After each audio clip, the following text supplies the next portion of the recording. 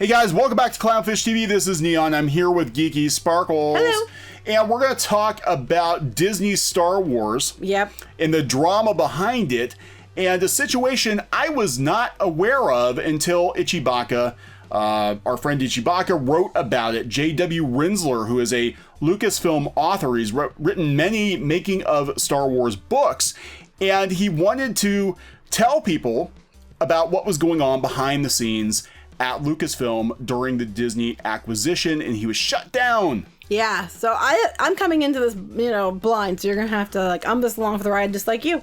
All right, so Chewbacca put this post out yesterday or the day before. J.W. Rinzler needs a publisher, talking about how his making of the Force Awakens book was canceled by Disney. There's an episode of a podcast called Force Material that J.W. Rinzler was on recently. He's been making the rounds. He seems like a very articulate, soft-spoken guy. He worked at Lucasfilm for like 10 years. He worked pretty closely with George Lucas, and he does these making of books, or did the making of books. Now, his understanding, he was never given an official explanation as to why the making of The Force Awakens was canceled, but he seemed to think it was because of the difference in culture between Lucasfilm and Disney. Disney basically doesn't want any dirt to be aired, and there was a lot of behind-the-scenes drama.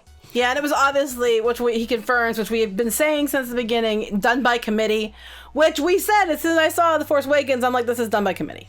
Yeah, and he does say that. He said that George Lucas's story was very different. Obviously, we know about the drama, about how Disney decided they were going to change everything, throw his drafts out. He talks about that, but he said it was kind of sad to see Lucasfilm become the very thing that George Lucas was against. There's a reason that George Lucas had Lucasfilm headquartered in the Bay Area and not in LA. Right. Because it was a very different kind of a company. They existed. It was able to make ridiculous money, and it existed outside he the thought Hollywood. LA was full of shit too. He did. And he said it was, Rinzler said it was apparent within the first couple of months once Disney came in that there were going to be changes, and it became very corporate, and he's no longer with Lucasfilm. He made the decision to split. He said it just didn't feel like Lucasfilm anymore, and it does sort of back up things that a lot of YouTubers and bloggers have been saying, that there seems to be some kind of a civil war conflict going on within Lucasfilm, where I think you have the older guard and then you have got the newer Disney people, and it's just not gelling. It's not gelling. And the story group suddenly come up and they tell you everybody what they have to do, including the Imagineering. Yeah, so it's one of those things where, Disney bought this IP, but they didn't understand how it worked, and we saw it with the Muppets. I was going to say, with the story group, too, when we were at Celebration, and they had the people up on stage, a lot of them were the stupid story group people. Yeah. About what the Galaxy's Edge. The Galaxy's Edge panel, it was the story group people telling everybody what was coming, what wasn't, because they were the ones who decided it all. Yeah, well, that was a big, and we talked about that before, too, where a lot of the Imagineers were upset that their original vision for Star Wars Land was supposed to be original trilogy, and then Kathleen Kennedy and the story group decided they were going to take it over, and we got what we got, which a lot of people, don't feel is Star Wars. It's like knockoff Star Wars. Right. And, so there's a lot of conflict there, obviously. But he wanted to do his tell-all blog was taken down, Rinzler, and it wasn't even spicy. It wasn't airing dirty laundry. He was just kind of chronicling how Lucasfilm changed from George Lucas to a Disney-owned subsidiary. And he was going to have his making of book got canceled, again, because there probably was a lot of conflict behind the scenes. But it was pretty interesting. The blog was called The Rise and Fall. Oh, that's why they're mad, because you can't say Star Wars has fallen. Star Wars is still awesome. They'll tell you. Star Wars is still awesome, even though the toy sales have declined, even though the box office... The vocal minority. ...has declined, even though the comic books sell for shit now. Hurry, I gotta distract you. Kelly Marie Tran! Yeah, right? Like, I swear to God, if we hear one more thing, I'm not knocking Kelly Marie Tran. Doesn't matter what it was, but Kelly Marie Tran got chased off on Twitter. It doesn't matter. Like, gosh, I really didn't like The Mandalorian, but Kelly Marie Tran. I hate those shoes they have, the new shoe design they have for Star Wars. But Kelly Marie Tran got chased off of Twitter. Yeah, Haters. I know. That's not like their comeback for everything, and it's been a shit show. Look, Disney Star Wars is a colossal shit show, and Rinzler is sort of backing this up, but he's being very, very polite about it. He's not throwing shade. He's been professional about it. He's been very professional. I know the people on the podcast were trying to ask him pointed questions like, hey, was Rey always supposed to be a Palpatine? He's like, I've got an NDA and I don't know if I can. And he's so like, knowing he had an NDA, he wasn't going to say anything that violated his NDA. well, he even said about the blog, he did not think the blog violated the NDA, and it might not have. It might have been the threat of action that made him pull it down. Because, again, Disney doesn't want something out there called the rise and fall of Star Wars, because that does imply that Star Wars is in a sorry-ass state. He himself watched, he only watched The Force Awakens and Rogue One. He was like, it's obvious that these movies are designed by committee. They're not George's movies. People might like them, and that's fine, but he's basically like, I'm out of here. I'm not watching these movies. They're not. They lost me at The Force Awakens. I mean, I didn't like, you did. But I was still willing to give The Last Jedi a chance. I'm like, okay, I understand, why they made these choices. They're trying to make it feel familiar. I get it. Okay, maybe we'll go into new things. And then they did that, and I was like, oh, hell no. Yeah, so he was talking about how he wanted to publish a book. He actually wanted to publish a book, and that they're blocking him, I guess, from publishing this book. Rinzler was working on an unauthorized blog titled The Rise and Fall of Star Wars that was eventually shut down by Lucasfilm Disney after only 12 posts. So as I understand it, he was talking about doing a book, I think either compiling the blogs or just writing a book about his experiences unauthorized, and Disney shut that down too. Like, you're not even allowed to talk about what happened because, and he even said there was nothing that would have been controversial, in these blog posts or whatever, but Disney is so paranoid about bad press. And that's what we talk about all the time, is bad press is holy water to Disney. Yeah, it is. That is literally the only thing they're afraid of, is bad press. And if you had a book out there from one of George Lucas's, inner circle, somebody that worked at Lucasfilm for a while, who's basically like, yeah, Star Wars is kind of shit right now, and here's why. Even if it was very benign, even if it just cited facts. But Bob Iger can make his book, the Ride of a Lifetime. That's okay. And he could talk about behind the scenes. He could talk about the deal between them and Lucas and how it went down. That's fine. I'm just pointing that out. Yeah. So he's in search of a publisher that'll touch it. I don't know if anybody will. Self-published and put it on Amazon.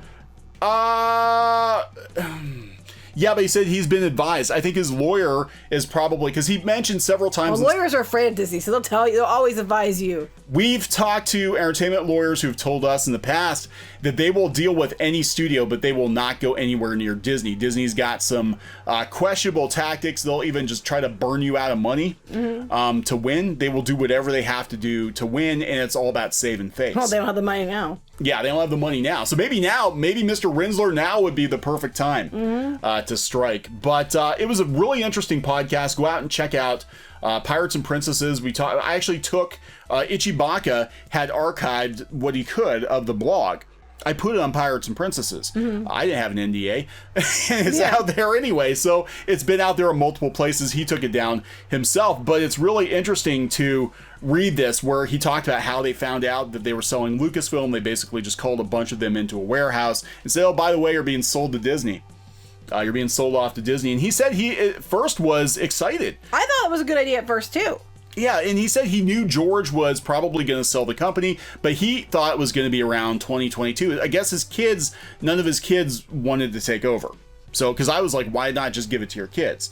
And they didn't want the hassle. So he said he was cautiously optimistic that Disney could be a really interesting place to work. I was too, same thing. Yeah, we were actually behind. We're like, yeah. Well, Disney has the money to make them awesome. That's what we thought, wrongfully, but that's what we thought. And we were looking at the MCU, and we're like, well, they did right by Marvel. Yeah, so, that's what we thought. I think most people thought that.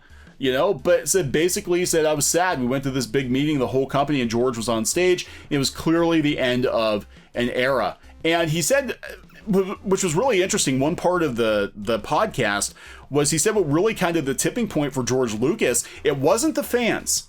Yeah, no matter what the media tries to tell you. He said was not the fans. He said actually some of the funnier roasts that he would throw them up on the big screen in their screening room, and he would watch YouTube videos in the screening room and laugh at himself, at other people laughing at him and laughing at Star Wars. Well, even with fans, we've seen many times where he would authorize them to do different things, like them to use it for web comics or for, some little fan video they wanted to put up on YouTube. He'd authorize it and say, yes, it was fine with him, go ahead. Disney goes completely opposite direction.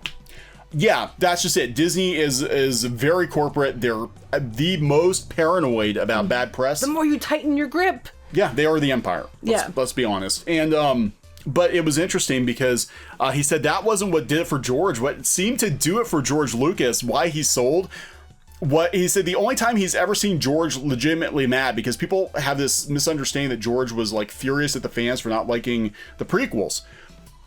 He said the only time he ever saw him mad was he wanted to build something in Marin County, and he got into a fight with the commissioners, and that actually helped him decide to sell the company to Disney because he didn't want to deal with it. Like, he wanted to grow, he wanted to do bigger things, and it was such a hassle. He's just like, screw it all. My kids don't want it.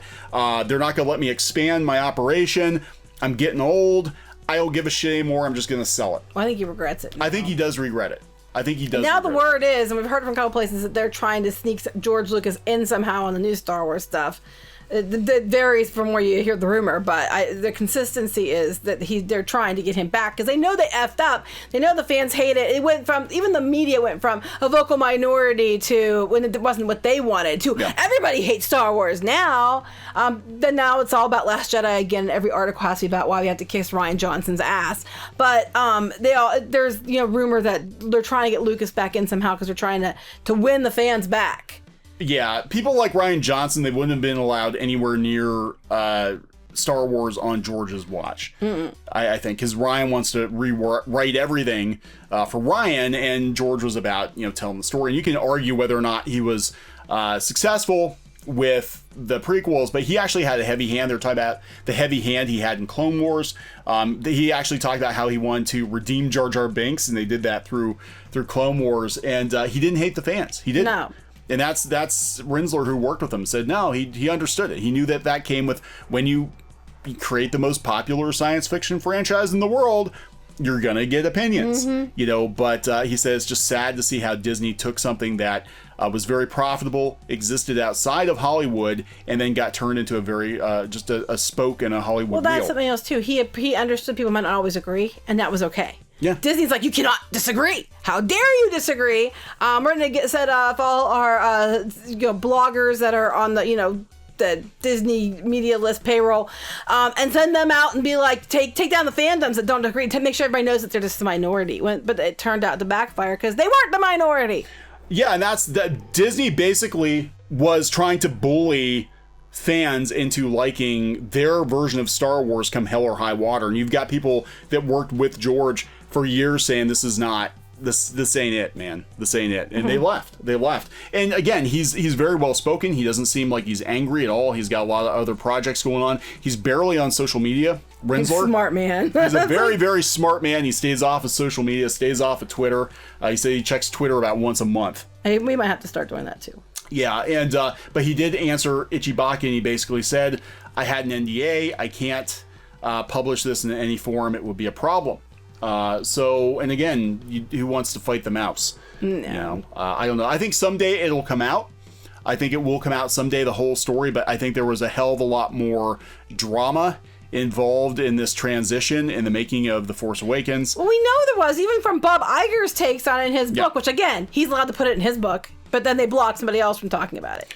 Bob Iger spent way too much time writing his book and not enough time running his company. Yeah, that's a whole other story. And here we are. But all right, are we gonna wrap this one up? Yep. Okay, go to piratesandprincesses.net. I gave a hat tip to Chewbacca, but I did recopy for posterity some of these blog posts that he compiled and archive just to make sure there's an extra unrelated, but can I show them something? Show them the dress real quick. This is unrelated, but it's too funny not to show you. Okay. So Shop Disney has this new Mickey Parts dress. It looks like a horror film where Mickey's chopped into bits. And look how comic booky we are with the dot pattern.